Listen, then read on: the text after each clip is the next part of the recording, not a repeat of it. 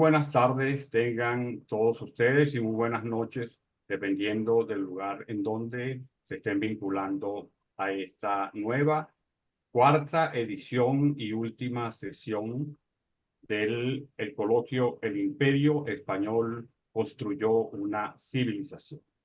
Queremos comenzar también por darle gracias a Rocío Guijarro por todo el apoyo técnico y comunicacional que nos ha transmitido desde CEDICE, que es una de las organizaciones que está apoyando el evento, conjuntamente con la Asociación Giroscopio y el Centro de Investigaciones Socioculturales de Venezuela. Hoy vamos a realizar esta cuarta sesión y vamos a cerrar, como diríamos, con broche de oro, porque vamos a tener a la profesora Nicole Holzenthal, que nos va a presentar su ponencia Operación Leyenda Negra, la negación del pensamiento español en la raíz de la filosofía moderna. Leyenda Negra, la negación del pensamiento español en la raíz de la filosofía moderna. Leyenda negra, la negación del pensamiento español, y a la vez nosotros vamos a escuchar como la segunda ponencia del profesor Gabriel Morales Ordosgoiti, la civilización hispánica, mito, ideal o realidad. El moderador de esta sesión será el doctor Miguel Martínez Meucci, doctor en conflicto político y procesos de pacificación por la Universidad Complutense de Madrid, licenciado y magíster en ciencias políticas de las Universidades Central de Venezuela y Simón Bolívar, respectivamente. En Chile, fue profesor de estudios políticos en la Universidad Austral de Chile. En Venezuela, fue profesor investigador en las universidades Metropolitana, Católica, Andrés Bello y Simón Bolívar, donde fue coordinador desde el 2012 al 2015 del doctorado y el magíster en ciencia política. Actualmente es miembro de la directiva del Observatorio Hannah Arendt, del Comité Académico de CEDICE y del Comité Ejecutivo de la sección venezolana del ASA. Autor del libro Apaciguamiento. Con ustedes, el doctor Miguel Ángel Martínez. Muchas gracias al profesor Enrique González por esta introducción, a CEDICE, a CISCUBE y a Giroscopio por organizar esta actividad ya en esta sesión culminante. Y bueno, para mí es un placer, un orgullo y un honor presentar a nuestros dos invitados de hoy, empezando por Nicole Holzenthal, doctora europea en filosofía, PhD summa cum laude. Desde 2003 es presidenta de Intersofia, Red Internacional de Estudios Filosóficos. Es autora de Brockhaus Enciclopedia, en la responsabilidad de filosofía española. Ha trabajado como investigadora y profesora en diversas universidades internacionales. Es profesora de la Universidad de Oviedo actualmente y traductora jurada. Preside la revista Canal Cultural Cima y Holzenthal, productora de videos para fomentar el intercambio de ideas entre hispanistas interesados en el desarrollo de una comunidad hispánica orgullosa de sí misma. Y es autora de entrevistas, reportajes y documentales en donde toda la visión negativa que rodea la idea de la leyenda negra pueda ser más bien convertida en una visión positiva del pasado hispánico. Y con la conferencia de hoy, los filósofos españoles que construyeron una civilización ocultados por los modernos, te dejamos en control de los micrófonos, Nicole. Muchísimas gracias. Bueno, muchísimas gracias por invitarme. Es para mí un honor estar con ustedes. Todos conocen esta pintura de la Revolución Francesa de Eugène Delacroix, donde sale la Marianne símbolo de la nación francesa, con la bandera francesa en la mano, animando a luchar contra el antiguo régimen. O sea, es el símbolo, sin duda, de algo muy moderno. Lo gracioso es que el nombre de Marianne deriva del filósofo español Juan de Mariana.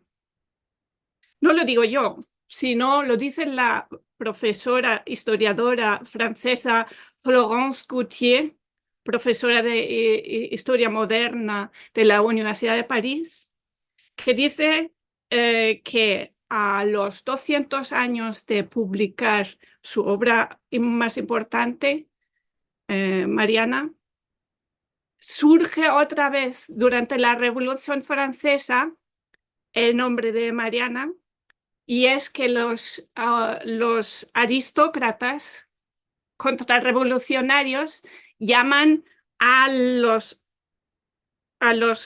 que son los revolucionarios, los representantes del pueblo, los llaman marianos. Y entonces estos, los revolucionarios, lo toman a gala y se llaman a sí mismos y cogen el nombre y lo cogen como símbolo de su causa. Entonces, lo importante de esta anécdota es que el jesuita Mariana queda como lo más moderno. Luego lo retomaremos. Moderno es una palabra difícil, es una palabra, como llamo yo, goma, una palabra que puede significar muchísimas cosas. Según la Real Academia, es actual, nuevo, reciente, fresco, novedoso, innovador, renovador, avanzado, vanguardista, siempre algo positivo, frente al antónimo que sería anticuado, antiguo, obsoleto, siempre cosas muy negativas. Entonces, yo uso aquí la palabra moderno con un pequeño subtono irónico, pero es muy importante resaltar que hay una trampa historiográfica allí que vemos en la comparación internacional, claramente. En la historia de la filosofía en general o en la teoría política en especial, los primeros filósofos que se mencionan como modernos son todos no hispanos. El primer filósofo moderno siempre normalmente se dice que es René Descartes. En teoría política se cita muchas veces a Maquiavelo, o a Hugo Grocio, o a Thomas Hobbes. El defensor extranjero de la modernidad le va a costar muchísimo considerar como moderno a un hispano, mucho menos un español filósofo o hispano filósofo. Entonces, yo, después de esta introducción, quería replantear un poco la pregunta de este ciclo de conferencias, que es si el Imperio Español construyó una civilización. Yo diría rotundamente que sí, que a finales del siglo XV se comenzó a construir una nueva civilización. ¿Quién la construyó o quiénes? Esta civilización nueva, los españoles. ¿Cuándo podemos empezar a hablar de españoles? Quizás con Isabel y Fernando ya se puede hablar de españoles cuando se casan, y cuando Isabel educa a sus hijos, lo hace dentro de una cultura ya no meramente cristiana universal o castellana, sino que ya tiene rasgos españoles. Cuando Isabel encarga a Colón su viaje y empieza la expansión de una civilización que se convertirá en una civilización hispánica. Entonces los constructores serán los reyes, serán los demás políticos y administrativos, serán la población, y aquí de población no solo son los castellanos y los aragoneses y los napolitanos y los genoveses, y son también los indígenas del Nuevo Mundo. que se pactaba con ellos frente a otros. Pero ningún rey o reina, ningún gobernador, nadie actuaba nunca actuar sin planes y programas. Sobre todo los reyes católicos y Carlos iban implantando y realizando un ortograma, como diría Gustavo Bueno, un ortograma que ya tenía sus antecedentes. Entonces, eran complementarios los que estaban llevando a cabo estos programas y el ortograma con los que estaban repensando un ortograma previo para convertirlo en una cosa nueva. Antecedentes podríamos mencionar con Gustavo Bueno también, Liébana, Pelayo o Alfonso X. O sea que siempre partimos cuando decimos que se construye algo o cuando hay una nueva civilización, no podemos decir que se inventa de la nada. No hay ninguna tabula rasa. Se monta encima de una cosa previa.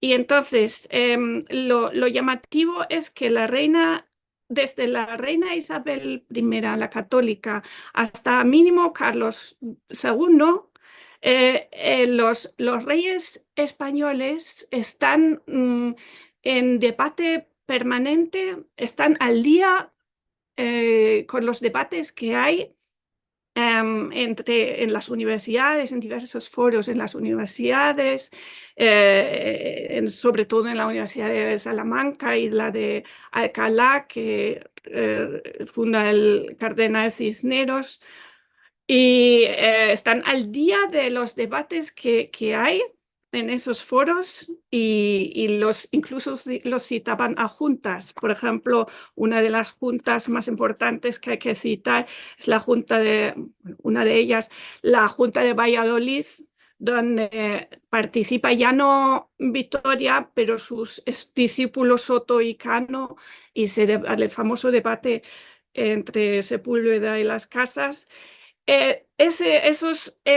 Lo característico que quería decir aquí es que los reyes se dejaban aconsejar por personajes que yo diría que podríamos llamar claramente filósofos. Antonio de Guevara, entre otros, le recomendaban explícitamente al rey Carlos I en el Reloj de los Príncipes, que publicó en 1529, que retomase Carlos la costumbre de su abuela Isabel la Católica de rodearse por los mejores y que les aconsejase. Ya la reina Isabel la Católica solía apreciar mucho las aportaciones, por ejemplo, de Antonio de Nebrija, del cardenal Cisneros y de otros académicos del momento, y que se rodeaba por ellos y ellos le rodeaban a ella, pero no por peloteo, como por decirlo directamente, sino que ellos podían criticar. Incluso críticamente podían hacer sus consideraciones. Y lo llamativo es que estos consejeros fueron elegidos por sus méritos. Y aquí quiero mencionar que ya alrededor de Isabel hay dos, oficialmente son damas de la reina, están en la casa de la reina, Beatriz de Bobadilla y Beatriz de Galindo, y que les dan, no es una mera profesora de latín, Beatriz Galindo, ni una mera dama de la corte, Beatriz de Bobadilla, cumplen funciones de consejeros políticos, en cuestiones políticos. Entonces, los reyes, mínimo a partir de allí, se consultaban por humanistas y por doctores y los que hoy llamamos neoescolásticos, tanto humanistas como neoescolásticos, aunque la división sea discutible en este caso, porque parece que realmente en muchos personajes hay una clara fusión. Con el Imperio Español entonces se cristalizaba en paralelo una civilización nueva. ¿Por qué pasó esto? En cuanto a qué rompía con lo anterior. Lo que iba formando esta nueva civilización era, entre otras cosas, que ya estaba centrada en el hombre, en la idea del hombre y en la idea del mundo. Ya estas dos ideas cobraban más importancia, sobre todo la idea del hombre frente a la idea de Dios, que no quiere decir que la idea de Dios no fuera muy importante en esta época, pero que dejó de ser la única más importante de estas tres ideas, porque seguía siendo muy importante, porque Dios se tomaba por aquel que otorgaba el poder político. Dios fue quien a través del Papa establecía la fundación de la moral. Y o sea que el centro, sin embargo, el centro metafísico ya empezaba a estar en la idea del hombre, y eso es lo que llama Gustavo Bueno la inversión teológica. Y eso causó cambios profundos. Y no solo esto, sino también toda la situación. Se llevan a cabo un par de transformaciones muy profundas porque las circunstancias son nuevas. Las circunstancias requieren que haya nuevos ajustes, porque ya se enfrenta el imperio, ya se enfrenta con nuevas situaciones. Ya no es el núcleo castellano, ya no es la fusión con los aragoneses, ya no es solo la sociedad española de la península y con sus partes en Italia. Va ampliando cada vez más a tierras nuevas, y que en las Indias y en Oceanía, claro, se va enfrentando a nuevas civilizaciones que hay en el lugar, y que hay que intentar hacer reajustes. Y estos reajustes, junto con todas las poblaciones que van incorporándose ahora, todas las culturas que van incorporándose a este imperio, había que hacer reajustes que no estaban previstos, obviamente.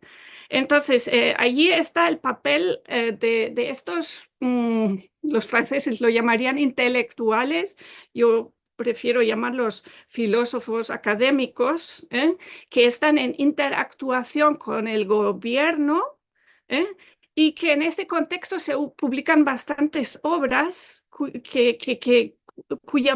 sobre cuya base se construyó esta nueva civilización. Y yo creo que quiero intentar decir unos cuantos rasgos que a mí me parecen especialmente importantes de esta nueva civilización española o hispánica, ¿vale? Características esenciales, yo mencionaría 3 M's: mestizaje, moral y meritocracia. Si se quiere, se añade una cuarta, la modernidad, pero de esta ya he hablado algo.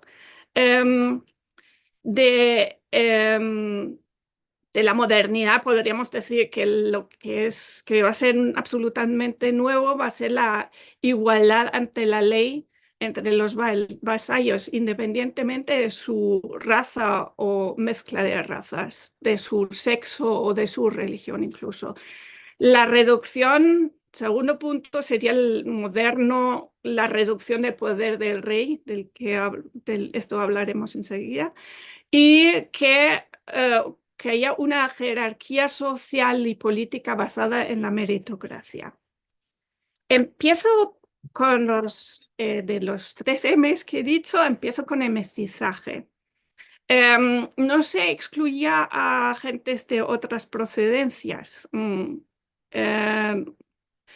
si no se las incorporaba. Es más, una civilización que era moderna, e incluso en el sentido hoy de moderna, porque era inclusiva. No solo tenían, incluía a la gente de fe cristiana, sino incluso la gente de fe no cristiana. Y que la reina en su testamento, Isabel la Católica en su testamento de 1504, ya había dicho claramente que ella quería fomentar el mestizaje, y que luego esto se convirtió en las leyes de Burgos de 1512. Entonces, que todos los habitantes de todo el territorio del Imperio Español, todos los habitantes, hombres y mujeres, tenían el mismo derecho. Esto no venía, o sea que esto, como es normal, que hay que reajustar una y otra vez. He mencionado las leyes de Burgos, pero luego hay que emitir más cédulas y ordenanzas para intentar llevarlo a cabo de verdad. Luego están, después de las leyes de Burgos, en 1542 hay que emitir otra vez leyes nuevas, y hasta la 1680 no deja de ser un tema importante en las recopilaciones de las leyes de Indias. Aquí quiero mencionar al primer filósofo, y no es el único, solo por el tiempo, solo resalto a Francisco de Vitoria, que llaman el Sócrates hispano, el fundador, considerado normalmente el fundador de la Escuela de Salamanca, que daba lecciones y sobre todo al final del año relecciones, y ahí la más importante para el contexto del mestizaje es de Indies. Sabemos que Carlos consultó en varias ocasiones a Francisco de Vitoria, y me parece muy llamativo resaltar esta novedad de que todos tuvieran el mismo estatus. Y esto en parte, la realización en parte también tiene que ver con las aportaciones de cómo se realiza con Victoria. Y yo me pregunto cuándo tardó Estados Unidos a tener leyes parecidas. Y todas las colonias occidentales, la última en llegar, el Imperio Alemán, estaban muy lejos de tener algo parecido, todo lo contrario. Allí está el racismo funcionando a toda máquina, frente al Imperio Español, que tiene un mestizaje racial y cultural incluso. El segundo punto, M de moral. Carlos I de España está interesado, tiene en la corte a Antonio de Guevara, y él explícitamente le recomienda en su libro Reloj de Príncipes, que se publica en 1529, que retomase la costumbre de la abuela de Carlos, de Isabel la Católica, de que el rey tiene que ser un ejemplo, un modelo moral, que tiene que dar ejemplo. Dice Antonio de Guevara, la vida del emperador virtuoso no es sino un reloj que concierta o desconcierta al pueblo, porque jamás estará concertada la república si el príncipe no tiene concertada la vida. Si no, no hay eutaxia, si no, no funciona la sociedad, y mucho menos una sociedad, un imperio tan grande. Aparte de Antonio de Guevara, quiero mencionar en la M de moral, como característica de la civilización que se va cuajando ahora, en esos años del siglo de oro español, es Mariana, que ya mencioné antes. En su obra De Rege et Regis Institutione, de 1599, tematiza cómo Dios daba el poder a la población y ésta lo depositaba en el rey. Para decirlo rápidamente, si el rey no cumple, se le quita el poder. El jesuita Juan de Mariana, en su tratado político, que estaba, por cierto, escrito a petición del preceptor de Felipe III de España, o sea, ya estamos en la época de Felipe II, o sea que el preceptor para el futuro rey le pedía, y eso no era la única vez, que la Casa Real encargase libros que debatiesen un asunto. Este tratado político fue escrito abiertamente contra el maquiavelismo. Lejos de ser la única, prácticamente todos los escritos antimaquiavélicos, por decirlo así, son españoles o jesuíticos, de jesuitas. Y Mariana es las dos cosas. Mariana expone cómo ha de ser la monarquía, qué deberes tiene el rey, y sobre todo, eso es muy importante, argumenta que el rey tiene que subordinarse a la ley y al Estado. Luego sigue que cómo ha de ser la educación del príncipe cristiano y que la virtud importante para el futuro rey y para el rey, obviamente, es la prudencia. Y lo más importante para mi gusto es lo de los límites al poder político, porque el rey siempre va a tener que tener la función de serle útil a la población, al pueblo. Y no es el único, Mariana, que defiende, que va en esta línea. En esta línea ya iba Victoria antes y muchos de sus discípulos, y después va a seguir en esta línea también Francisco Suárez, pero él le da una vuelta de tuerca más. Si realmente el rey no se le puede quitar hasta justificar el tiranicidio. Si el rey se convierte en tirano, pues se le puede matar.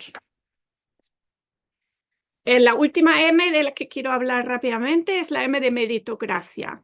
Ahí quiero mencionar dos obras importantes, que es el Examen de Ingenios para las Ciencias de Juan Huarte de San Juan, donde es de 1575, donde Huarte argumenta que hay que fomentar a los más aptos en cada ámbito de la sociedad. Hay que encontrar sus capacidades de cada individuo y hay que fomentar estas habilidades y estas capacidades. Solo así se puede llegar a una sociedad que funcione bien, lo que llamamos en griego eutaxia.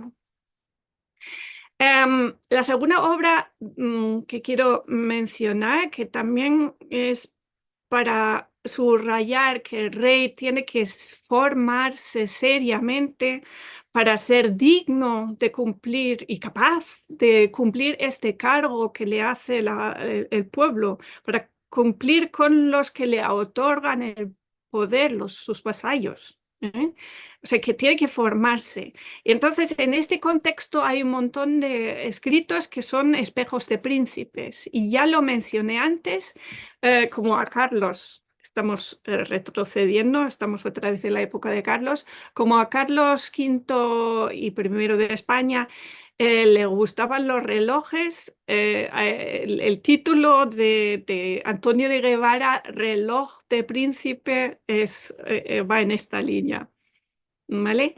Em, hay otro escrito que también es un espejo de príncipe, que también fomente, pero que ya los dos, o todos los espejos de príncipe no solo son para la educación, sino implican automáticamente una teoría política, por eso me parecen tan importantes. De Diego, la otra que quiero mencionar es de Diego Saavedra Fajardo. Además, lo curioso es que como diplomático estaba en el Sacro Imperio Germánico.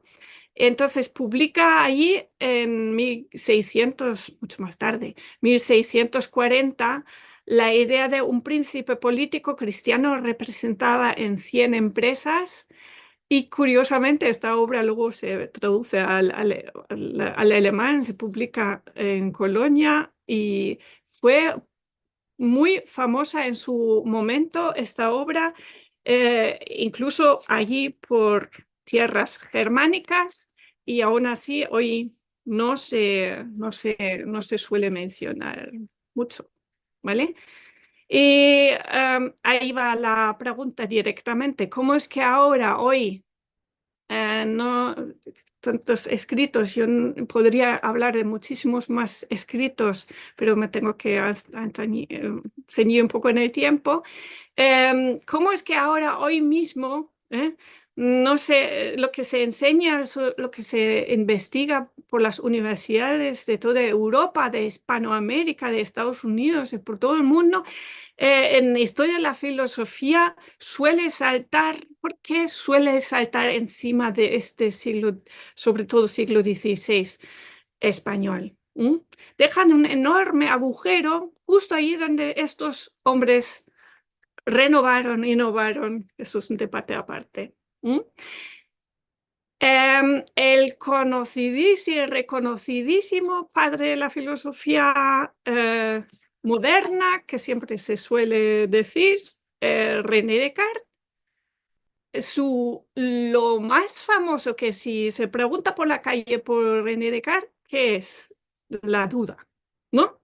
Leo una cosa, sé que conozco algo, todo todo lo que sabe es, aquí soy. Eso no es René Descartes. Esto es de Gómez Pereira. O sea, que tenemos un filósofo español que en 1554 ya formulaba lo que va a ser luego el cogito ergo sum. Lo formula de tal modo que hasta un colaborador de Descartes le decía, oye, que esto ya estaba escrito. O sea, que es prácticamente un plagio. En teoría de teoría política, que hoy me centro un poco por ahí, el supuesto falso padre del derecho internacional suele mencionarse Hugo Crocio. Pero antes de Hugo Crocio, e incluso él mismo lo dice en su texto, que él se basa mucho en filósofos españoles, se basa en Victoria, en Mariana, en Suárez, etcétera, en muchos, ¿vale? Entonces, las ideas de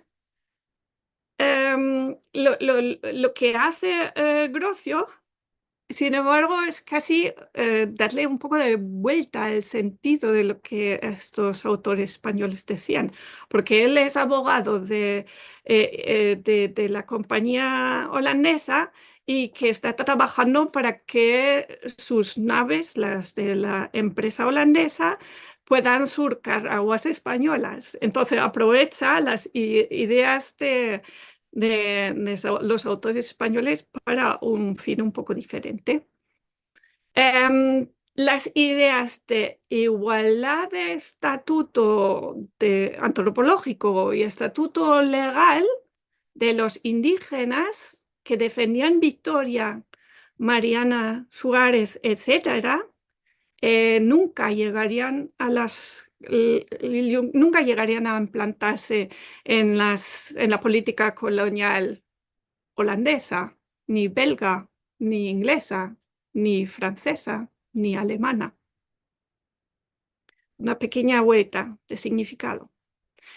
Otra vuelta de significado podría mencionarse que la obra de Huarte, que en su momento se había escrito para fomentar la meritocracia, el fomento de los más aptos para el bien de la sociedad, para el bien común, luego se usa para la educación de la élite inglesa y prusiana. También es cierto que de allí también luego salen escuelas de psicología pero el problema es que muchas veces no se mencionan.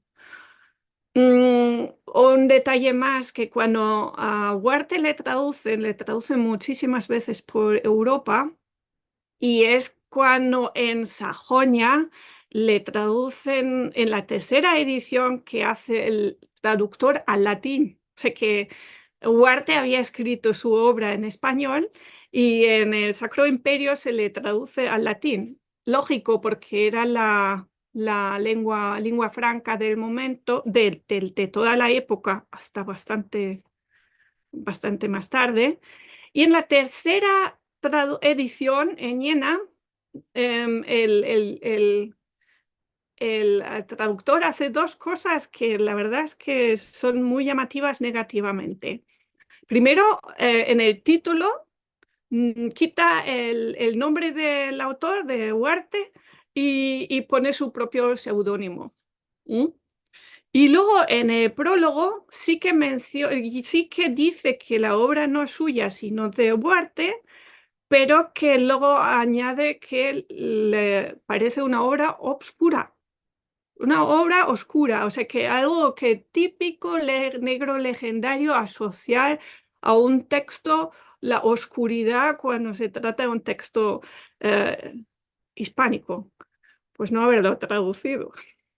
No, obviamente que la obra es bastante científica, educativa, y yo no veo oscuridad.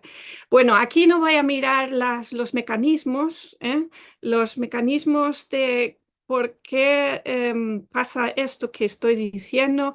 Los traté en mis artículos del Basilisco de 2001, en la enciclopedia Brockhaus del 2004 y recientemente en Araucaria del 22, y que online tiene varias charlas, sobre todo la de Filosofía Española por Europa, Recepción, Plagio, Ignorancia, que preguntándome por qué en la historia de la filosofía se olvida a estos filósofos españoles del siglo de oro. Ahora,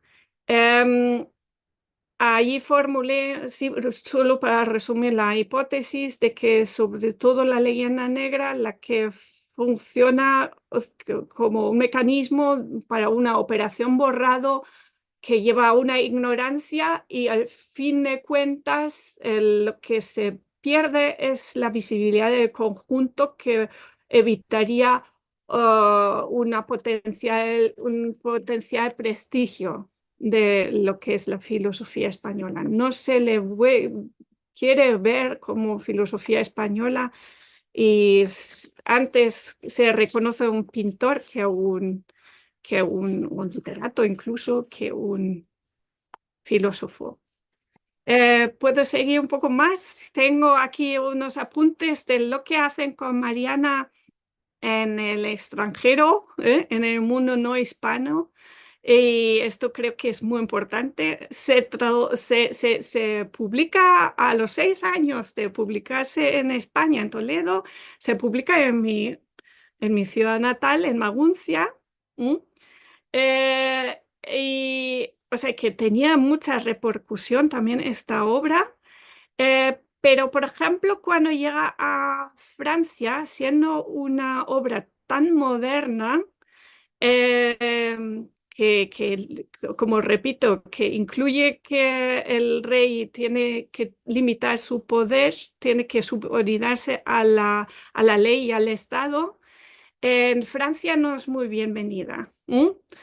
porque lo que defiende es todo lo contrario de lo que está cuajando en Francia en este momento, que es el absolutismo. Ya está en el ambiente. El de Reggae de Mariana llega a Francia y por subversivo es quemado en 1610 en París. Seguramente es la idea del tiranicidio la que más molestó, pero también en la obra está la idea del contrato social, y esta sí que tuvo su influencia luego en Jean-Jacques Rousseau, en Locke, en Hobbes, en todos los que nos suenan tanto como filósofos de teoría política tan modernos. Antes hemos visto que venía incluso el nombre de Marianne venía, según esta historiadora francesa, de Mariana. Y solo quiero recordar aquí que frente a que en España esta obra fuese un encargo del rey, que luego tenía que ver cómo le van a limitar el poder, en París la queman. ¿Sí? Son diferentes tratamientos de lo que dicen los filósofos. Rematando, hablando de la civilización moderna, la civilización hispánica, para decirlo rápidamente, voy a subrayar unos rasgos que defienden los filósofos españoles y que cuajan en la sociedad, en el modelo de la civilización hispana. Hay reinas de pleno derecho, no consortes, muchísimo antes que en Inglaterra. Hay mujeres académicas, gobernadoras, etcétera, y son reconocidas. Derechos de todos los hombres y mujeres, indígenas inclusive. La soberanía del pueblo se defiende en muchísimas obras, y que el poder que obtiene que tiene el pueblo se lo otorga al rey, pero bajo condiciones. Por eso no puede convertirse en tirano, sino tiranicidio. Muy importante esto, Dios otorgaba el poder político primero a la población. Y lo último que me parece muy importante, el Estado organizado con mecanismos de control, otra característica de la civilización hispana, y de cómo se lleva a cabo el imperio español. El control que hacen a las cortes, o sea, que siempre hay cortes y consejos. Los virreyes y gobernadores son controlados por visitadores y hay juicios de residencia. La eutaxia solo funciona con fomento de los méritos, o sea que esta meritocracia que había dicho antes. Los filósofos españoles, quiero afirmar firmemente, no deben reducirse a precursores de otras, o sea, insinuando que no hubieran llegado. O sea, que muchas veces vemos que algún filósofo se considera prekantiano, precartesiano, no sé qué, y yo creo que hay que afirmar firmemente que son filósofos de pleno derecho, se les consultaba y alcanzaron incluso sus objetivos, como acabamos de ver. En ese sentido son más bien pioneros, más que precursores. Y el problema es que la negación de la existencia de estos pioneros, de las nuevas conquistas civilizatorias, de todos estos filósofos del siglo de oro, me parece que que hay que luchar contra ello. Hoy me centré en teoría política, y que esta teoría política tuvo un gran auge, especialmente justo antes de los auges nacionales de países como Francia, Inglaterra, Holanda, también como Pufendorf, que otro heredero de estos autores, llamaba el Sacro Imperio el monstruo político. De todos estos filósofos, digo yo, en la parte no española de Europa, fueron necesarios. Fueron necesarios como pioneros para luego para que luego los otros filósofos ahora llamados modernos pudieran hacer su obra. Vale, yo a ver si voy a terminar, a ver si se renueva un lobby prohispánico para dotar nuevamente de prestigio internacional las aportaciones de la filosofía española, porque vale la pena que porque los hispanos pueden estar orgullosos del rico legado que heredaron y que se elaboraron también en el ámbito filosófico. Y allí quiero, para no alargar mucho más, yo quiero recordar aquí que en el siglo XX-XXI hay una revitalización del hispanismo que yo creo que viene de parte por Gustavo Bueno, que cumple este año, cumpliría 100 años, y que dibujó un mapa mundi filosófico muy útil para los hispanos y no solo para los hispanos. Gracias. Muchísimas gracias a la profesora Holpenthal por esta muy completa exposición que nos hace ver cómo efectivamente es interesante cómo en los manuales de teoría política parece que hubiera un siglo, un salto de un siglo donde no pasa nada entre el Renacimiento y la Ilustración francesa, inglesa, y no se ve cómo efectivamente el punto de conexión de los debates, de las ideas, de la aplicación de estas ideas a un mundo moderno, tiene muchísimo que ver con autores españoles que fueron ampliamente leídos en toda Europa, y no solo leídos, sino citados. O sea, leyendo a estos autores franceses, británicos, alemanes, podemos ver cómo ellos hacían referencia a los autores españoles. Entonces, esto nos da pie a varias de las preguntas, empezando justamente por una que nos pregunta por qué, a qué se debe el hecho de que no se le reconozca a la filosofía española ese lugar, incluso esa conexión con la modernidad, ese carácter moderno que van inaugurando como pioneros en diversos ámbitos. Decir que es la leyenda negra sería demasiado fácil, seguramente, porque qué es la leyenda negra son muchísimas cosas, ¿no? Pero seguramente interviene que la reforma, no tanto en cuanto a movimientos religiosos, sino que se aprovechó de Lutero, que no eran santo, y de Calvino, se aprovechó por parte de gobernadores europeos, de varios tipos, se aprovechó política y propagandísticamente. O sea, ya el mismo Lutero hace propaganda con Cranach y van muy en contra de todo lo católico, pero luego también hay un siguiente paso que son que llega un momento que las imprentas empiezan a estar también en manos de protestantes y no se quiere dar prestigio, no se quiere dar prestigio porque filosofía siempre se implica prestigio.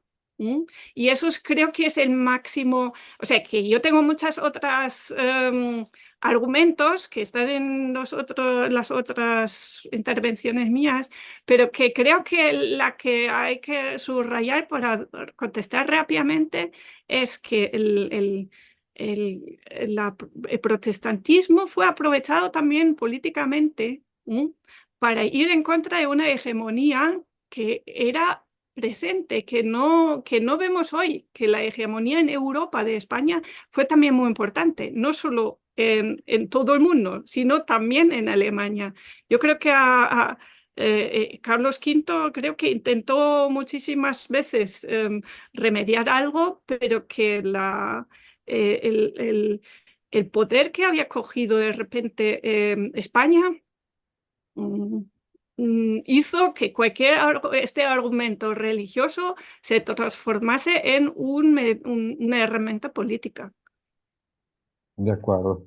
Muy bien, muchas gracias. Tenemos otras preguntas, vamos a tratar también un poquito de redondearlas, ¿no? Más o menos en la misma línea, hay aquí una pregunta de Ángel Cabrera que dice si se puede hablar de una civilización española pura o si hubo algún punto de encuentro con la civilización moderna en el ámbito de la ética, la moral y la política. Yo no sé si se pueden contraponer la civilización moderna y la española, ¿no? Pero bueno, Lo ¿cómo que lo... intentaba argumentar era que lo que llamamos moderna, sin estos autores, creo que no habría llegado o ya era moderna. Es que como es una palabra goma, es muy difícil decir a ciencia cierta si algo es moderno o no, porque es un tránsito. Pero lo que creo que es muy importante es que lo característico de la civilización hispánica, si podemos llamarla así, es que tampoco es una cosa cerrada, sino que es como una fase, donde hay unos cambios profundos al principio y luego quizás se puede observar, y claro, ¿dónde hacemos ahí el límite? Donde ya es otra cosa otra vez, donde ya no podemos llamar la civilización hispánica por mucho que hayan influido estos autores y estos y muchos otros que no he podido mencionar, pero que lo que es una civilización, Huntington siempre lo ve como hasta lo dibujaron, no sé si lo hizo él o otros, como si hubiera unos límites muy claros entre una civilización y otra. Es que es un sistema, bueno, diría que es un sistema morfodinámico, igual que la cultura, y que lo característico de la civilización hispana, si podemos defenderla como existente en un momento determinado, era que incorporaba todo lo que se quería incorporar. Bueno, quería, a veces no vamos a dibujar aquí una leyenda rosa, que tampoco siempre fue tan fácil, pero que teóricamente, potencialmente, incorporaban lo que se quería incorporar.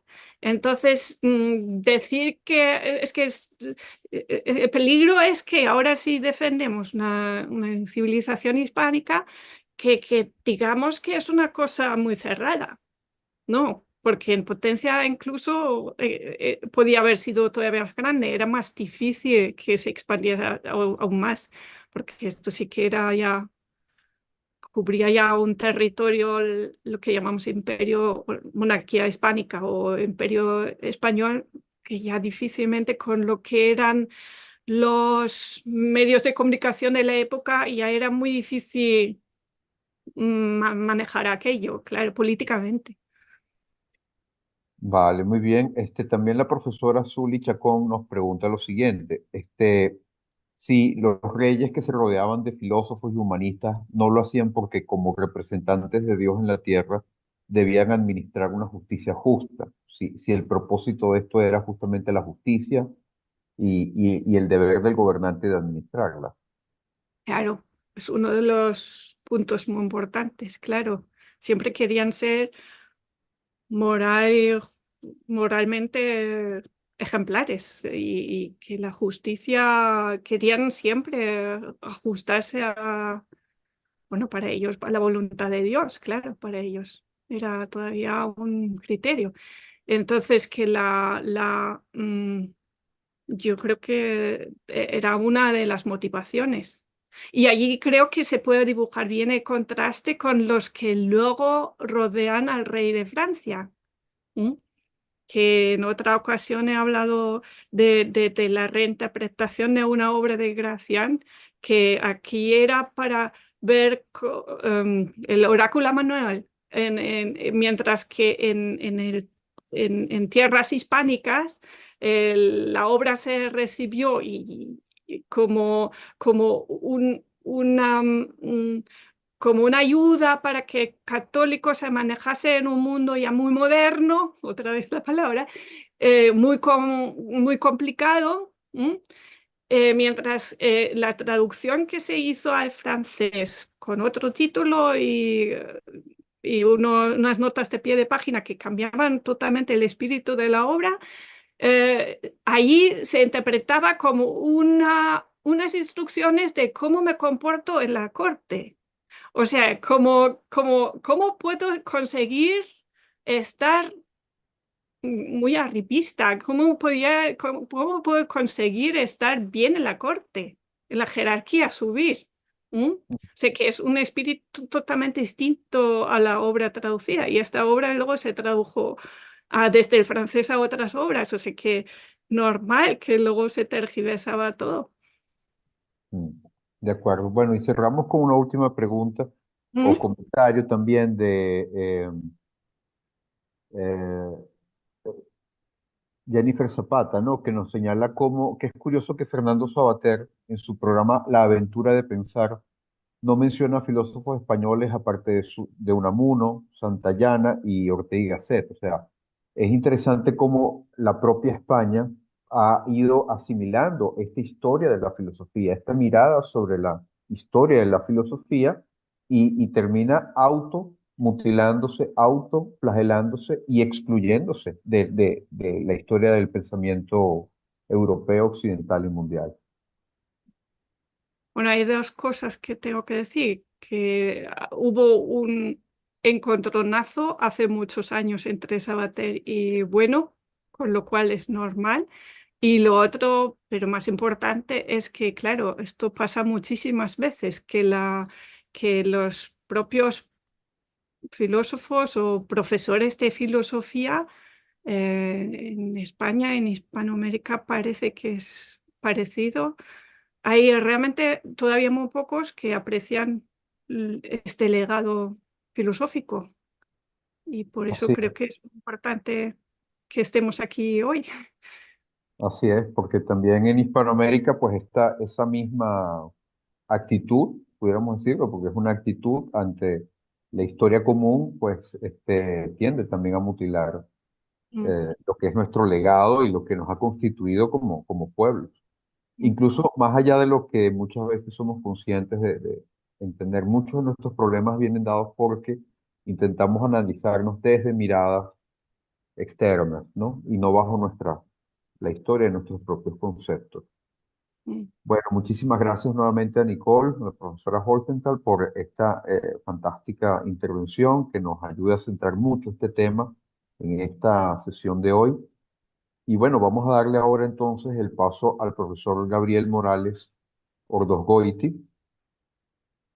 Ya lo tenemos aquí en pantalla. El profesor Morales es doctorando en Ciencias Sociales y licenciado en Filosofía por la Universidad Central de Venezuela, de la que fue profesor y director de la revista Apuntes Filosóficos en la Escuela de Filosofía.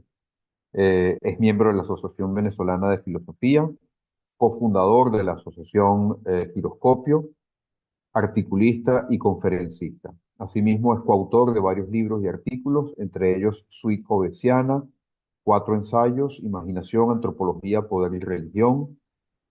Ha recibido el Premio Bienal al Libro de Texto Universitario en su edición de 2011 eh, por la Asociación de Profesores de la Universidad Central de Venezuela. La idea de libertad en las élites venezolanas, la independencia, Corsi, Henry Corsi, la migración hispano-venezolana y el éxodo hacia la madre patria, la ciudadanía diferenciada, desafíos de la democracia contemporánea, Wilkin Linca, una defensa liberal del multiculturalismo, Rosan Bayón, la contrademocracia, ¿qué es eso de una civilización latinoamericana?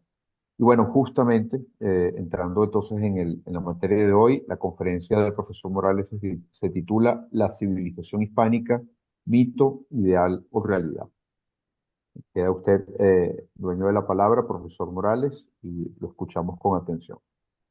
Bueno, muchísimas gracias. Muchas gracias a la profesora Nicole Hostetler, fascinado con su excelente conferencia.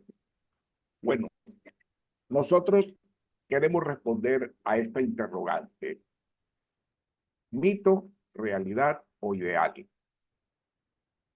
Hoy presentamos un relato sobre el significado y las consecuencias de un hecho histórico, como lo fue la acción política y militar emprendida por las élites del poder americanas en 1810 para independizarnos de la monarquía hispánica, a nombre de la libertad y de la soberanía política.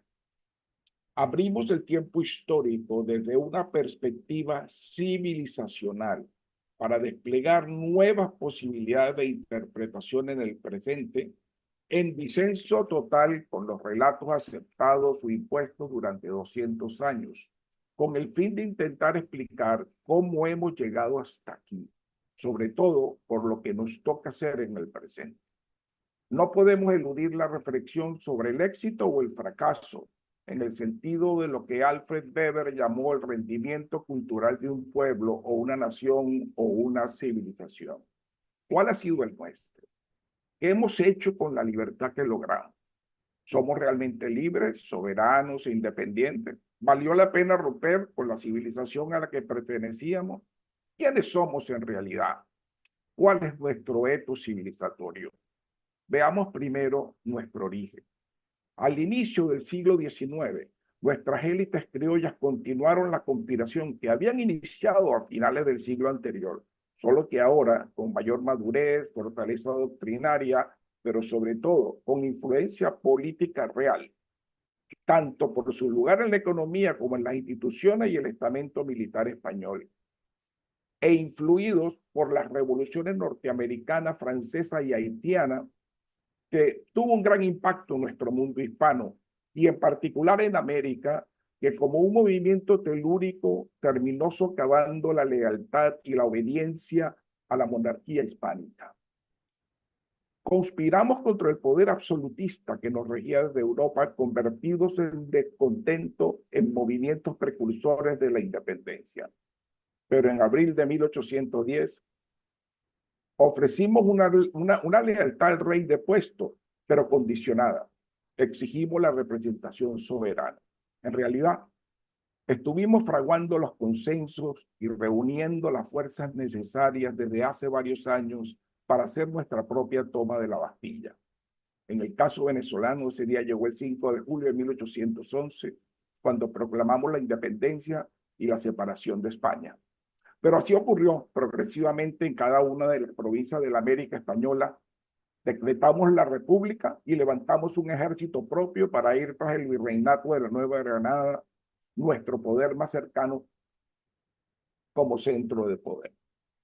En 1810 no éramos gentilicio venezolano. Esa capitanía se llamaba Venezuela.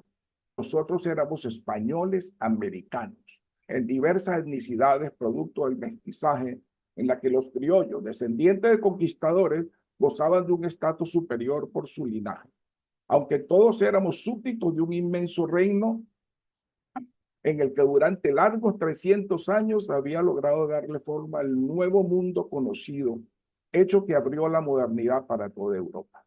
Un imperio geográficamente dividido en provincias, progresivamente convertido institucionalmente en virreinatos, capitanías generales y audiencias muy diferentes a los primeros asentamientos de los exploradores, que no solo llegaron una vez y descubrieron un lugar ignoto, sino que volvieron a España para informar del hecho y regresaron para explorar las nuevas tierras y las rutas marítimas, colonizar y poblar territorios que todos fueron España. Por eso se hablaba de las Españas. En pocas décadas, algunas capitales llegaron a ser tan grandes como en la metrópoli, alcanzaron niveles de vida superiores al disfrutado en la península, y en algunos reinos europeos no se gozaba de esa riqueza. Siguieron la enseñanza de Roma, la civilización predecesora, que dejó sus huellas y construyeron un imperio en 3 continentes, donde no se ponía el sol. Definido por el escritor español Alberto Gil Ibáñez como el Sacro Imperio Romano Hispánico, gracias al cual se realiza la continuidad de un proceso civilizatorio que vio nacer a la llamada civilización occidental. Esta es la matriz de nuestra civilización. Pues bien, a pesar de la magnitud de este hecho, nos fuimos a la guerra de secesión contra nuestros paisanos españoles, de quienes éramos descendientes, contra nuestra madre patria. Nadie más tenía poder para tomar esa decisión, pero todos los demás sectores sociales sufrieron las consecuencias. Ni los indígenas aborígenes descendientes de otros que habían llegado antes a estas tierras, ni los descendientes de los africanos negros traídos como esclavos, ni tampoco los mestizos, salvo excepciones individuales, participaron de esta decisión de ruptura. Este fue un pleito entre españoles de cuna. Y así como nuestros ancestros conquistadores medievales, hijos de los heroicos cristianos veteranos de las guerras contra los musulmanes, se aventuraron a cruzar los océanos para explorar lo desconocido, nuestros ancestros independentistas, fascinados por la ruleta francesa, se jugaron el corazón al azar y se los ganó la violencia jacobina, aventurándose a una guerra contra sus hermanos de sangre leales a la corona, españoles, peninsulares y americanos, para intentar suerte dirigiendo sus propios destinos. Desde ese entonces asumimos un nuevo gentilicio y establecimos un ente político totalmente distinto, asumiendo sus gentes como viles opresores. En el Acta de Independencia de 1811, sorpresivamente, se expone al mundo una versión inédita de la historia de la presencia española en América. De repente, descubrimos un país dominado por la fuerza por más de 3 siglos. En un solo acto discursivo, construimos un relato de nación oprimida y una pertenencia identitaria que no existía. El mismo relato que ha sido repetido por más de 200 años y es la base de la leyenda negra. Generamos un discurso de odio que justificó la violencia contra los otros, los españoles, que éramos nosotros. Les atribuimos condiciones diferentes a las nuestras cuando realmente éramos étnicos y culturalmente hispánicos o directamente hijos directos de nativos españoles. Lo común en las élites dirigentes propio de una sociedad estamental en la que los poderosos criollos cuestionaban el monopolio de los cargos en manos de los españoles peninsulares para ellos ejercer el dominio. El primer objetivo estratégico fue destruir los virreinatos en una guerra civil que impuso la violencia. Esta decisión a las provincias que se opusieron a la separación. ¿Pero qué hemos hecho? Bueno, alcanzamos nuestro objetivo, ganamos la guerra. Lo que como españoles americanos habíamos construido en un gran territorio que estuvo unido y en paz bajo la monarquía, lo convertimos en pequeñas y débiles naciones enfrentadas entre sí por disputas territoriales y convulsionadas internamente por montoneras caudillistas, interminables guerras civiles y con enfrentamiento entre países, no solo durante todo el siglo XIX, sino hasta mediados del siglo XX en algunos casos. Por supuesto, lo hicimos a nombre de un noble propósito, ver unidas a estas provincias españolas americanas en una gran nación republicana, algo que jamás llegó a ser porque era solo una ilusión. Un sueño de grandeza cuya hermosa versión más completa fue expresada de manera excelsa por Francisco de Miranda en la idea de crear Colombia, la Grande, con su ingeniosa propuesta de monarquía constitucional continental, pero con un pronóstico negativo a esa posibilidad, ya previsto, dicho y escrito por Simón Bolívar. ¡Qué paradoja! Lo que ya estaba unido durante 300 años lo rompimos con el sueño de volverlo a unir. Ahora bien, logramos la independencia política y territorial, sí, pagando el alto precio de la destrucción de lo logrado en estos 3 años de un esfuerzo civilizatorio tan grande que a pesar de negarlo, en estos últimos 200 largos años, esta empresa de la civilización a la que pertenecemos, aunque lo ignoremos o lo neguemos, sigue aún en vigencia. Incluso en quienes la consideran un pasado prodigioso que destruyó el mundo libre y idílico de la armonía hombre-naturaleza de las otras civilizaciones precedentes, como se las imaginó Rousseau, leyendo bellos relatos en las crónicas de India. Es un error evadir esta realidad, porque nuestro ser y existencia se explican hablando en español como lengua franca, en los códigos culturales que nos son comunes, en la maravillosa permanencia de los idiomas indígenas y en su herencia siempre presente, como la africana, ambas que junto a las españolas europeas, digo españolas en plural, llevamos como hispanos en la historia común, en la música, en la gastronomía, en nuestros distintos modos de hablar el mismo idioma, en el temperamento, en el rostro y en la piel, en la que se ven las huellas de nuestro ser y existencia. En nuestra religión cristiana católica, enriquecida por el sincretismo con múltiples creencias de aproximación a lo mágico y lo divino que el catolicismo ha logrado integrar y que lo hizo posible la monarquía hispánica. Fracturado y debilitado como quedó militarmente y financieramente el Imperio Español, tanto sus territorios en Cuba y Puerto Rico en el Caribe como Filipinas en Asia fueron presas menos problemáticas para la extensión de los Estados Unidos dispuestos a ocupar los espacios de los imperios menguantes, mientras que México no supo ni pudo detener al vecino que aspiraba a llegar desde el Atlántico hasta el Pacífico, en la que los revolucionarios mexicanos, que ya habían dejado perder a Texas, también perdieron la mitad de su territorio en guerra. Acción clave en el futuro nacimiento de una inmensa nación continente con vocación de poder internacional que finalmente, al sentirse lo suficientemente fuerte, se fue a la guerra contra España. El resultado final lo sabemos. ¿Por qué dejamos de llamarlo Hispanoamérica? ¿Tenemos una civilización propia nueva? ¿Por qué nos llamamos la América Latina? ¿Por qué aceptamos que se nos llame Latam, que suena como un laxante, y nuestro gentilicio Latin X?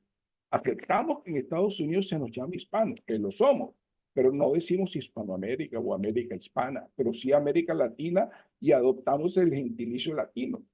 No surge una definición etimológica, es una tarea urgente. La antigua América Española quedó huérfana de civilización al renegar de su pasado, sin nombre, sin identidad propia, cuestionándose incluso su condición ontológica, debate que fue el siglo XIX, finales del XIX, inicio en el XX, uno de los principales en Hispanoamérica, en el mundo intelectual y en la filosofía. Mientras los esfuerzos para mantenernos como Hispanoamérica perecieron cuando libremente aceptamos la denominación América Latina, que los publicistas en Francia se inventaron para diluir la obra histórica de la civilización hispánica, cuando de latino tenemos no solo el rastro de la herencia hispana que fluye en nuestra sangre, sino en nuestra condición humana. ¿Quiénes somos en realidad? ¿Cuál es nuestra civilización? Los pueblos hispanos de hoy, y quiero decirlo con mucha claridad, somos el producto de más de 2000 años de latinidad por la afiliación directa con la macroetnia postromana de los pueblos ibéricos, es decir, los españoles, quienes a su vez ya habían resistido el prolongado dominio de los moros musulmanes, que en 700 años de dominio no lograron africanizarla racial y culturalmente, sino que su fortaleza permitió una conculturación en algunas regiones que la enriqueció favorablemente. Los hispanos, en su expansión cristiana salvacionista, entraron en contacto con varios millones de indígenas de civilizaciones primarias, como se conoce en la historiografía, aquellas que dieron origen a otras civilizaciones y a su vez serían la matriz para el resto de la humanidad. Y con otros tantos miles de culturas y pueblos indígenas y negros africanos emparentados, aunque lejanamente, con otra civilización primaria como fue la egipcia. Ahora bien, el europeo ibérico sufrió una nueva transfiguración, tanto como la sufrida por los pueblos originarios de América y los pueblos negros provenientes de África. La nueva etnia resultante dio origen a una civilización tan vieja como las más antiguas en lo que respecta a su cultura, pero a la vez tan nueva en cuanto a etnia como los pueblos jóvenes más recientes, con un patrimonio biológico y cultural enriquecido por el mestizaje continuo en oleadas sucesivas, proceso que llega a su sexta centuria. aderezada con la herencia que la remoza cada día más con múltiples patrimonios culturales. La hispanidad, concepto que sintetiza a todos los pueblos hispanos, como lo llamara Ramiro de Maeztu, expresa esa singularidad de cada momento histórico del que hablaba Alfred Weber, en el cual se conjugan de forma inédita, en unas condiciones dadas, las posibilidades de una cultura específica, creada novedosamente por la acción humana, con los materiales y fuerzas disponibles, en medio de las posibilidades existentes, en la que conviven pueblos más longevos con otros más jóvenes o rejuvenecidos por la mezcla con otros que todavía no han dado grandes rendimientos culturales. Si efectivamente toda acción humana creadora rebasa los límites de la previsión, en su esencia y en su forma, estos pueblos hispanos conforman un complejo cultural diferenciado dentro de una misma civilización, que reúne a los españoles europeos, americanos, africanos y asiáticos. Es de tan extraordinaria riqueza que no puede ser negada como civilización por arcaicos e insuficientes paradigmas para abordar una realidad tan extraordinaria. Por eso su nombre es civilización hispana, hispánica.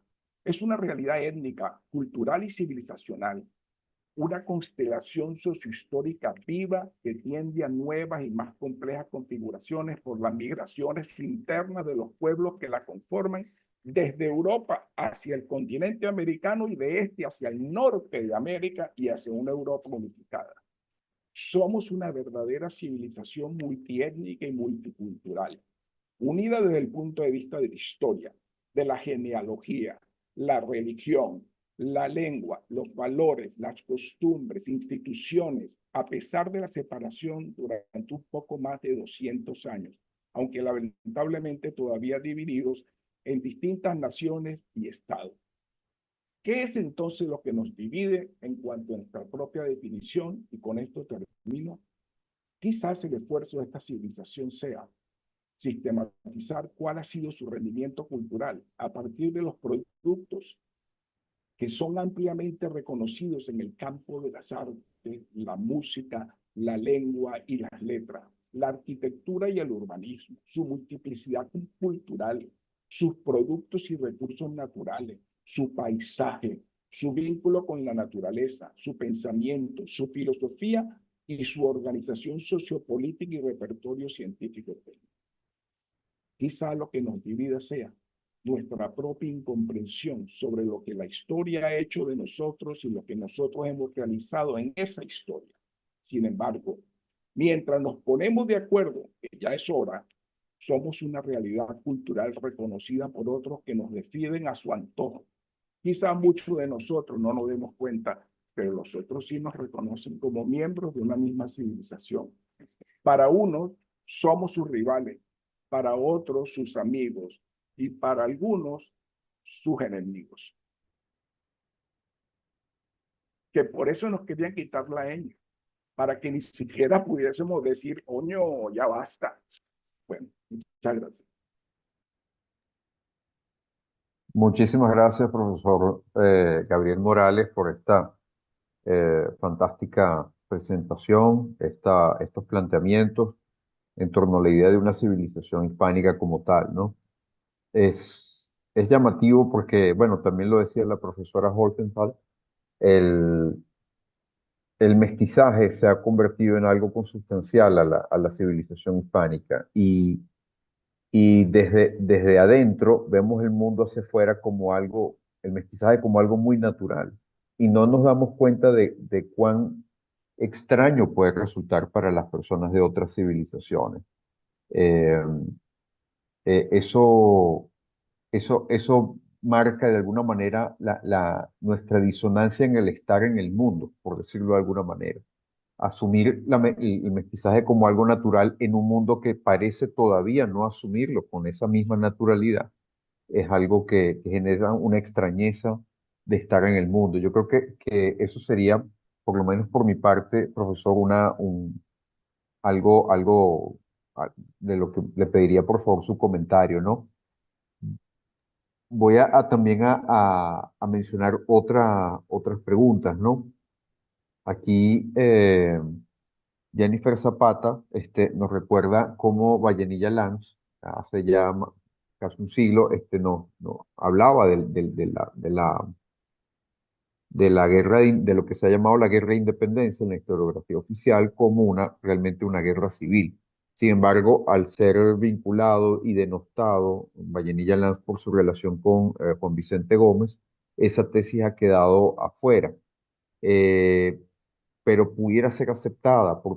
¿Cuál sería la razón para mantenerla todavía fuera de circulación? Bueno, la tesis de la guerra civil, sí, en efecto, como dice Miguel, la formuló Vallenilla Lanz. En el presente la formuló y la relanzó nuestro colega Enrique González Orocoiti. Y ha sido un gran debate que ha costado mucho, porque va contra el relato oficial, el que se planteó en 1811 y que acabo de mencionar, donde planteamos una guerra como una nación oprimida y una guerra de liberación nacional, ¿sí? Tomando los conceptos luego del siglo XIX, ya de finales del XIX, como si fuera una guerra de liberación nacional, porque supuestamente éramos una colonia, cuando éramos en realidad parte de virreinato y nosotros éramos una capitanía general, pero los mismos españoles, en el caso de nuestros independentistas, se plantearon que era una nación oprimida durante 300 años. Pero tenemos que definirlo. Eso fue una guerra civil, fue una guerra de españoles contra españoles, porque todos éramos españoles, ¿sí? Además, en 1811 ya había un debate que fue producto de la Constitución, de la lucha por la Constitución de Cádiz, en 1812, donde se dio el reconocimiento de la ciudadanía a todos los españoles de los 3 lugares del mundo, en Asia, América y Europa, donde estábamos los españoles. Eso fue un debate que estaba en 1812, además enviamos delegados, sí, toda América los envió, Venezuela envió también delegados al Congreso de Cádiz, que proclamó esa nacionalidad de todos, ¿sí? Y nosotros lo asumimos como si ellos fueran una potencia extranjera distintos a nosotros. Y eso fue lo que causó, y es una definición de guerra civil. Tenemos que asumirla como lo fue. No fue una guerra de liberación nacional. Entonces, si la definimos como una guerra civil, viene la discusión filosófica. Bueno, ¿era una guerra justa o injusta? ¿Qué fue esa guerra? Fue justo el decreto de guerra muerta, ¿sí? De matarlos por el mismo hecho de ser españoles. Entonces, esto te genera un debate que nosotros tenemos que abordar. Solo que tenemos un problema muy grande, que es que ese es nuestro mito fundacional. Criticar a un héroe de la independencia es delicado en nuestros países, es muy delicado en nuestros países. Hablar de Bolívar, hablar de Miranda, hablar de todos los héroes con los que nosotros crecimos. Por eso nosotros necesitamos un mito fundacional. Nosotros necesitamos un mito fundacional, construirlo, ¿sí? Cuando me refiero a un mito, es un mito positivo. Tenemos que saber de dónde venimos, quiénes somos, por qué nos llamamos. ¿Cómo podemos seguir siendo un continente sin nombre? Sin nombre. Y el nombre que adoptamos, que lo dieron los franceses, aunque algunos hispanoamericanos ya lo habían planteado, como Caicedo en Colombia, etcétera, pero los franceses fueron los que diluyeron la obra hispánica y nombrando la latinidad, ¿sí? Hablando de la latinidad para atribuirse a ellos buena parte, porque además estaban interesados en México, ¿sí? Estaban y además llegaron pues, a tener monarquía en México por unos mexicanos, pero nosotros tenemos un grave conflicto existencial. Sin hablar de todas las teorías particulares sobre la autovergüenza étnica como americanos del sur. Eso es otro problema pero muy complejo, ¿sí? Hasta que los norteamericanos nos reconocieron como hispanos, aunque ellos le tengan una connotación también de si fuéramos diferentes, pero por lo menos nos nombraron como hispanos. Es a partir de ahí, de que Estados Unidos nos nombra hispanos, que los que van en Estados Unidos se reconocen como hispanos, pero, o latinos. ¿sí? O latinos, pero ya se reconocen porque además es oficial, es una categoría sociológica oficial que tienes que llenar una planilla cuando vas a Estados Unidos, te hacen un censo y eres un hispano. ¿Quién es el hispano? Todo el que habla español. Y entonces el otro ya nos definió a nosotros, ¿sí? Entonces, ese debate que viene desde la fundación, que es un debate existencial y no es nada sencillo. Para hablar esto, cuando nacimos con esto, nos los educaron desde el primer día de clase, cuando fuimos en la primaria. Es muy difícil este debate, pero eso es la hora de dar. Así es. La profesora Holzenthal está pidiendo la mano, levantando la mano, y después leemos también la pregunta del profesor Enrique González. Sí, por favor. El Sí. vídeo no funciona, pero bueno, da igual. Que bueno, enhorabuena, que me ha encantado la charla y quería comentar 3 cosas que pues lo de que dijiste de la lengua, es que el español es una riqueza tal, que podría servir teóricamente de lengua franca hoy mismo. Yo siempre, desde que estudié filología española, ahí se combina lo combiné con filosofía. Desde entonces yo pensaba, bueno, que algún día se van a dar cuenta que hay que enseñar el español incluso en Alemania en los institutos. A veces lo hay, pero no está muy extendido, y ahora va a ser antes China que cualquier país de la Unión Europea que enseñe bien. Es que yo creo que lo que hay que subrayar es que España y lo que queda hoy de la civilización hispánica es tan fuerte que puede causar incluso rechazo desde fuera. Y entonces yo quiero animar a la gente que esto puede suena ahora psicológico, psicosocialmente, pero sí que va a causar o causa envidia, y solo quiero animar que la gente que se ponga, que hay que ser fuertes porque va a haber ataques, sigue habiendo ataques prácticamente todos los días en los medios, y que simplemente que hay que intentar armarse contra ello, porque lo de la lengua española, que podría funcionar mejor que el esperanto, la civilización hispana ha funcionado durante siglos y prácticamente sin problemas, que ha integrado a gente muy diversa. Esto, claro, todo nuevo imperialismo quiere hacer eso, y claro, España lo ha hecho, o sea, España en sentido amplio. ¿Mm?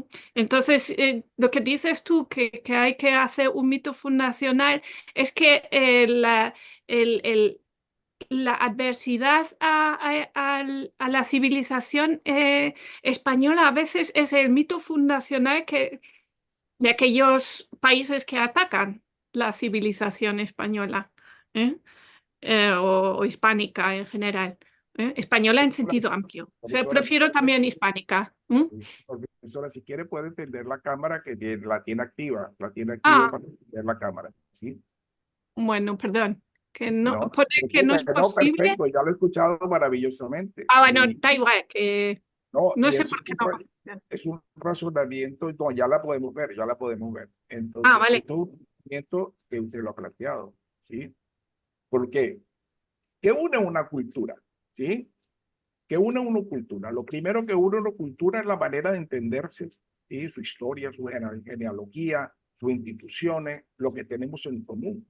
Pero nosotros, los hispanoamericanos, hicimos una ruptura hace poco más de 200 años. Pero olvidamos los 300 años. Pero jamás nos preocupamos por hacer la historia, que sí se preocupó España, de lo que estaba antes. Entonces después asumimos un discurso indigenista, pero jamás estudiamos a lo que pensaron como hicieron. En cambio, España hizo España, es decir, nosotros hicimos la gramática del náhuatl y del quechua, y se le permitió casi como lengua oficial el guaraní, y hoy permanece, ¿sí? Nosotros somos una civilización que no solamente tiene una lengua franca, que tiene muchos modos de hablarlo. Yo tengo unas láminas buenísimas que he podido conseguir por allí, donde cuántas lenguas se hablan en España, aparte del español, pero cuántas formas de hablar el español hay en España. Bueno, imagínense todas las que hay en América. Y ahora en Norteamérica, 62 millones. Acaba de dar el dato a la misma embajada de Estados Unidos en España. ¿Sí? 62 millones de hispanohablantes. Cuando se ve el mapa de los Estados Unidos en un solo estado y en Hawái, es el único lugar donde el segundo idioma no es el español. En una sola lengua y el otro. ¿Sí? Además, La segunda lengua de todos los estados de los Estados Unidos es el español. Pero además, nosotros somos una civilización que tiene, además, decenas y decenas y decenas de idiomas, de los cuales tenemos como 10 que son hablados por más de 10 millones de personas en América. Lenguas indígenas, ¿sí? Muchas de las cuales le falta hacer la gramática, que los independentistas nunca lo hicimos, no lo hemos hecho en 200 años, ¿sí? No lo hemos hecho. Cuando España lo hizo llegando en el 1500 y en pocos años hizo las dos gramáticas antes de que los ingleses tuvieran su gramática. Y en cuanto a añadiendo, o sea, estoy totalmente de acuerdo, añadiendo a que la gramática de Nebrija, curiosamente, sirvió de modelo para las gramáticas de las lenguas indígenas. La gramática de Nahuatl está hecho según el esquema que Nebrija había elaborado y aplicado a la lengua castellana, Claro, como lo llamaban en su claro, momento. que fue la que se utilizó también para el quechua, que fue para el quechua. Entonces, nosotros tenemos hoy la prueba viviente de una civilización que es mentira que se acabó el mundo indígena. Ahí están allí, los vemos en la calle, los vemos de todas partes, compartimos con ellos, vamos al mismo colegio con ellos, vivimos con ellos, porque somos los mismos, ¿sí? Pero además tenemos otras lenguas, pero también tenemos nuevos tipos humanos. Lo que el mundo no conoce es que nosotros tenemos un negro hispano. Un negro hispano es un producto nuevo. Cuando yo hablo de producto de rendimiento cultural, me pregunten, ¿pero qué es el rendimiento cultural? Lo que hemos podido producir, pero lo tenemos. Saquemos la cuenta en la música. Saquemos en la cuenta nada más en la gastronomía, los intercambios de productos que hubo entre continentes, pero esos son productos de una civilización, porque a veces se plantea como una batalla, ¿sí? No, que el tomate era nuestro, que el otro no, que la patata era nuestra. No, esa no es la discusión, porque esos son intercambios de conculturación normales, ¿sí? Que se dan entre los pueblos. La concepción nuestra tendría que ser de lo que el rendimiento cultural que nosotros hemos dado son los aportes a la humanidad, ¿sí? Y todos estos pueblos, por muy pequeños que sean, hecho aportes a la humanidad, aunque sean muy pequeños, unos más significativos. Bueno, unos cruzaron el océano, se atrevieron a cruzar el océano, se aventuraron, bueno, llegaron a este continente, ¿sí? Cosas que siempre nos intentan minimizar. No, que los vikingos llegaron primero. Sí, a lo mejor los marcianos también llegaron primero, pero los vikingos no hicieron una civilización. Los vikingos a lo mejor vinieron, saquearon, comieron, mataron un animal y se devolvieron, ¿sí? Y después no le contaron a nadie. Pero cuando se llega y España después hace esa gran obra y después recorre el mundo y después hace el galeón de Manila y hace las rutas marítimas, le da forma al mundo, hacen los mapas, entonces ya comenzamos a hacer una civilización. Pero todavía nosotros no somos conscientes de eso, ¿sí? De nuestro rendimiento cultural. Yo creo que usted, profesor, ha dado con el pensamiento filosófico. Esto es un mundo totalmente ignorado, que no se estudia en las escuelas de filosofía, que no se estudia en las escuelas de sociología, que no se estudia como un patrimonio cultural común. Lo hemos logrado en las letras, ¿sí? Lo hemos logrado y tenemos el premio Cervantes y tenemos muchísimas otras cosas muy importantes, pero todavía falta muchísimo. Pero esa realidad hay que reconocerla primero. Al reconocerla, nos vamos a sentir como partícipes de esa misma civilización. que es una de las consideraciones fundamentales. No es sobre lo que ya fue el pasado, sino lo que vamos a hacer a partir de ahora. No sé si qué otra pregunta tenemos Sí, acá. quedan básicamente dos, porque ya de alguna manera ya mencionaste el concepto de rendimiento cultural, Gabriel, y creo que ha quedado bastante claro.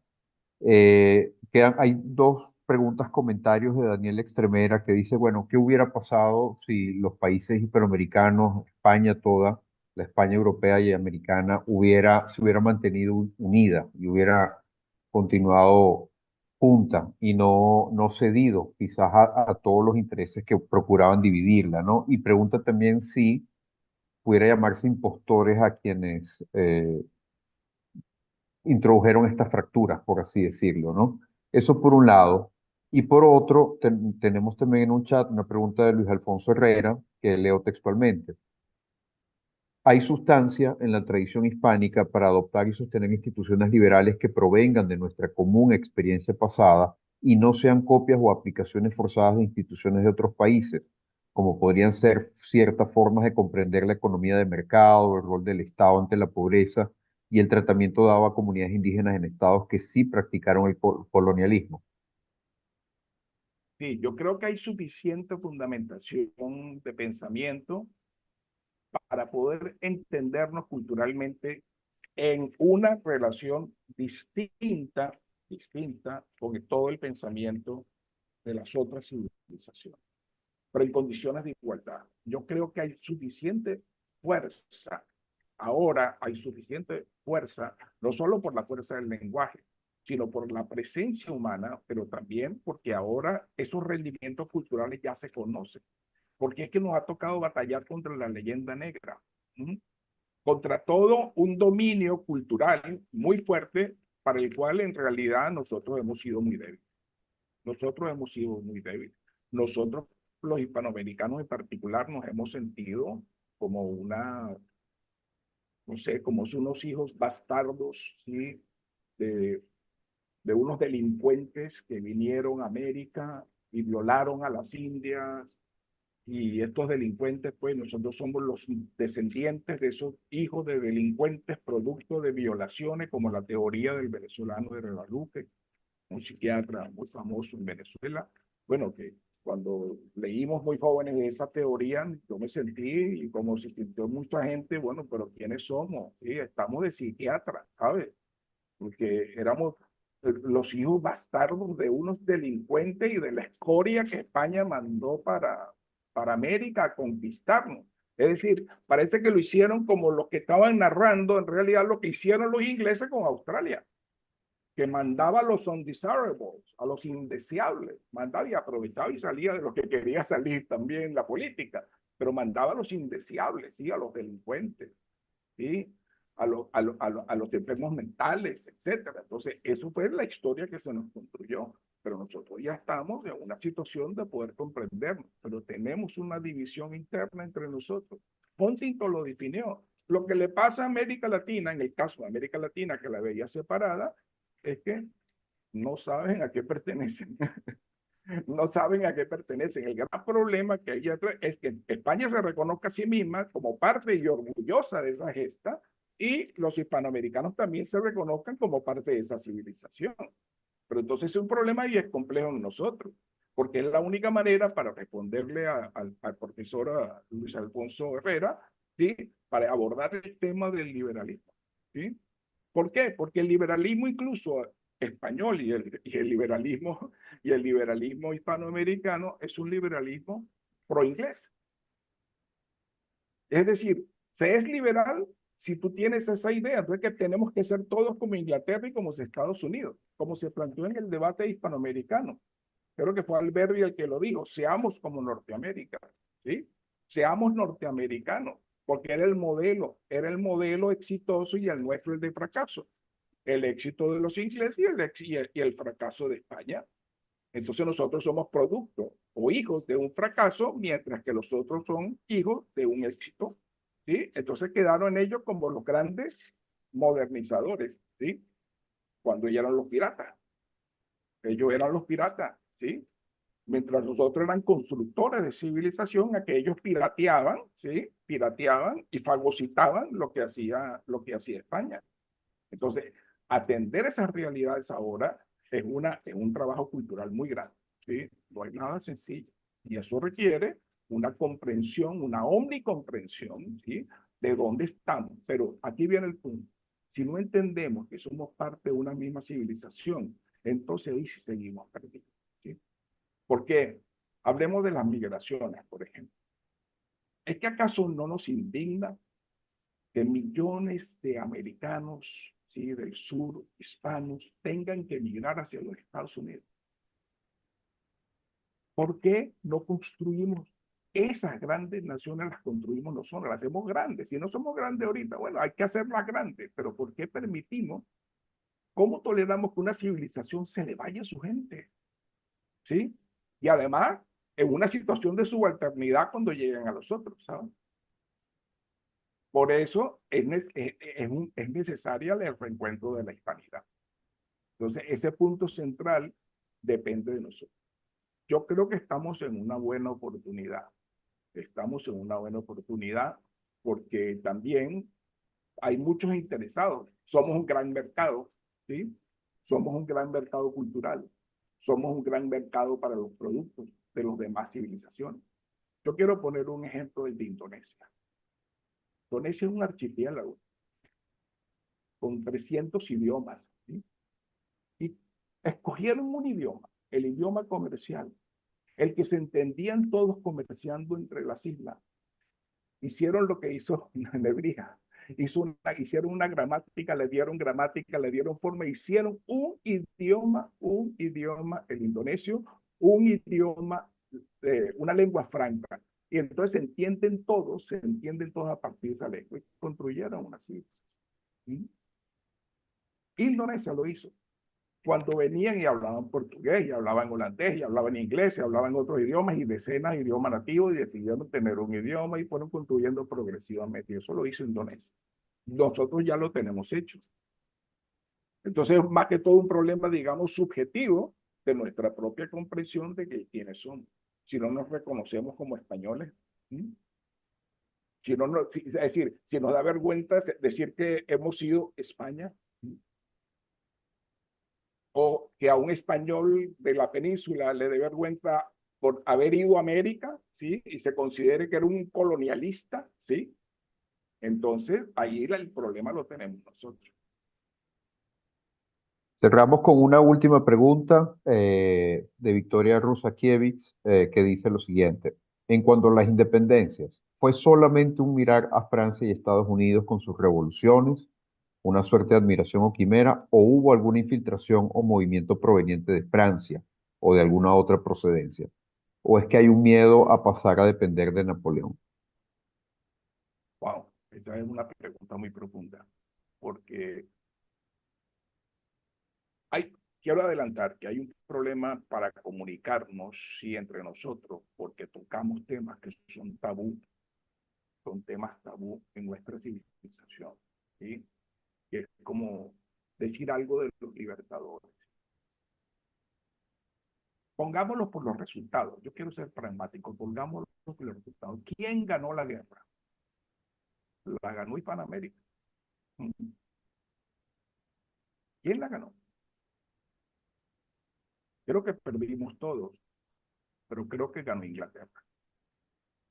Este fue un partido donde lo ganó Inglaterra, porque nos encontró divididos, después nos quitó territorio, ¿sí? Mientras apoyaba la restitución de Fernando VII con Wellington, ¿sí? En España, ¿sí? apoyaba con dinero también la secesión en América. Entonces, nosotros, para tener una comprensión de ese significado, esa fue una guerra entre imperios. Y nosotros en aquel momento no vimos esa guerra entre imperios. Yo creo que Gustavo Bueno fue el que hizo el gran aporte para comprender la dialéctica de imperios. Entonces, si no entendimos la dialéctica de imperios. En realidad nosotros, lo digo, como hispanoamericanos, trabajamos objetivamente en favor de los ingleses. Y no digamos el caso de Venezuela, donde es el único ejército que puede El de Inglaterra es el único ejército que puede incluso desfilar con la bayoneta calada. Eso es un símbolo de su misión. Aunque invadieron el Esequibo. Sí, aunque invadieron el Esequibo, pero les permitimos, si ellos no lo han hecho, pueden desfilar con la bayoneta calada. Es decir, que es un símbolo de batalla, que no se les permite a ningún ejército extranjero, ¿sí? Pero para nosotros veneramos y celebramos a la legión extranjera y celebramos los nombres de los voluntarios, pero también de los mercenarios, ¿sí? Nosotros fuimos comprados y recibimos dinero los ingleses para combatir a nuestra madre patria, a nosotros mismos en esa guerra civil. Entonces no nos sorprenda después que nos digan cosas, pero es una realidad que hablarla es un drama, es una pelea, y más cuando hay las pasiones desatadas, pues desde el punto de vista de la política, entonces que no nos permiten el debate sosegado que pudiera uno tener en la academia, pero esto ya tiene que trascender las aulas de clase, ¿sí? Sin duda, eso es una labor de largo aliento a la cual ha contribuido este seminario en todas sus sesiones. Creo que tanto en las ponencias de hoy como en las sesiones anteriores hemos encontrado claves muy importantes en esta línea. Yo creo que, Victoria, simplemente un comentario, si puedes investigar un poquito sobre el papel de las logias masónicas, vas a encontrar unas pistas muy interesantes a tu pregunta, ¿no? En esta línea. Pero como dice Gabriel y como nos ha explicado también Nicole, el mundo hispánico tiene que revisar su propia tradición de pensamiento político, moral, y de toda índole, porque sin duda, como hoy hemos visto, los pensadores españoles del siglo XV y sobre todo XVI fueron precursores de la modernidad, fueron fuente de inspiración, de ideas, de reflexión para pensadores que en el resto de Europa vinieron en otros momentos más adelante, y nosotros no podemos perder eso de vista. Nosotros somos descendientes directos de esa matriz cultural en donde el pensamiento católico, el mestizaje, la inclusión, esa visión dinámica, una civilización que incorpora, no que barre, sino que incorpora elementos continuamente, es un signo característico del mundo hispánico. Así que tenemos muchos motivos para celebrar, muchos motivos para investigar, para conocernos mejor, y en ese sentido un agradecimiento enorme a Nicole y a Gabriel por lo que nos han ofrecido en la sesión de hoy. A los demás, pues un fuerte abrazo, seguimos en contacto, vendrán nuevas actividades organizadas por Girocopio y por CEDICE y por SICUBE, así que nos estaremos viendo seguramente en los próximos meses. Un fuerte abrazo. Muchísimas gracias por tu palabra. Ajá, quería, Enrique. bueno, buenas, si me pueden dar. Sí, la cámara creo que ya puede entender tu cámara, mi María, ¿no? Que creo que ya. Okay. Bueno, creo que hemos asistido a una cuarta sesión de este coloquio y que ha sido cerrado con broche de oro por las dos brillantes exposiciones que hemos escuchado, tanto de nuestra invitada especial, Nicole Heusenthal, como el profesor Gabriel Morales. Queremos darle las gracias a las instituciones que hicieron posible este evento, la Asociación Giroscopio allá en Madrid, España, el Centro de Investigaciones Socioculturales de Venezuela, desde aquí de Caracas, y a CEDICE por el gran apoyo técnico que nos ha dado permanentemente prestándonos su plataforma, y especialmente en este caso, a Ismaria Viloria, que también estuvo directamente en el apoyo técnico y comunicacional. Quisimos en este coloquio abrirla y convocarlo con una gran pregunta, y es que si el Imperio Español construyó una civilización. Creo que las respuestas ya son muy ilustrativas, porque hay un sí enorme en el corazón de todos nosotros, porque sabemos que somos parte de una civilización y nosotros actualmente estamos precisamente empoderándonos de ese hecho civilizatorio junto con todos nuestros hermanos que también se han declarado hispanistas, y en ese sentido le queremos decir que la ola sigue.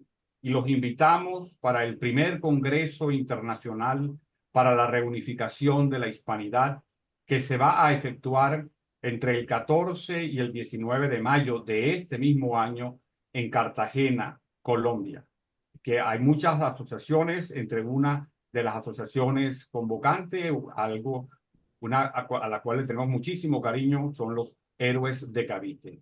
Entonces, estamos invitando a construir, a empoderarnos de una civilización que busca la paz, que busca la derogación del racismo, porque como bien lo dijo Nicole, hay 4 M's nuestras y una M es el mestizaje.